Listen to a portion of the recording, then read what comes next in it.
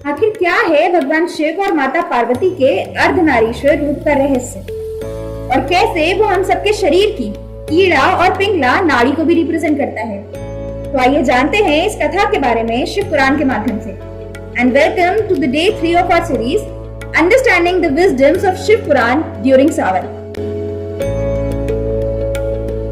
सृष्टि की उत्पत्ति करते समय भगवान ब्रह्मा जी ने शुरुआत में सिर्फ पुरुष तत्वों की ही रचना करी, परंतु ऐसा करने के बाद उन्हें ये समझ में आने लगा कि सृष्टि में जरा भी संतुलन नहीं है, बल्कि पूरा संतुलन डगमगा चुका है और तब उन्हें कुछ भी नहीं समझ में आया। इस पूरी समस्या का हल जानने के लिए वे भगवान शिव के पास पहुंचे और उन्होंने भगवान शिव से आग्रह किया कि वे इस पूरी समस्या का हल उन्हें बताएं।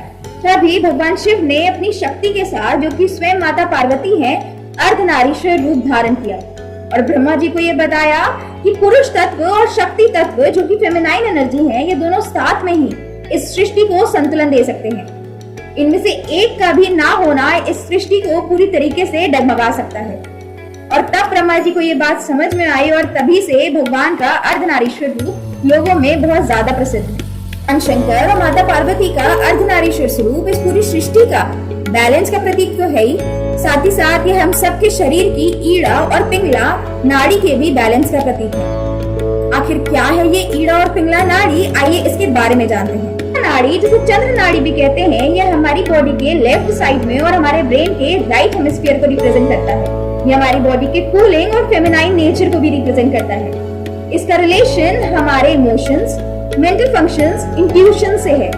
वहीं पिंगला नाड़ी हमारे बॉडी के राइट पार्ट को और हमारे ब्रेन के लेफ्ट हेमिस्फीयर को रिप्रेजेंट करता है।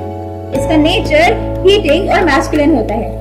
साथ ही साथ इसका सिग्निफिकेंस हमारी फिजिकल एक्टिविटीज, लॉजिकल रीजनिंग और एक्शन टेकिंग कैपेबिलिटी से रिलेटेड है।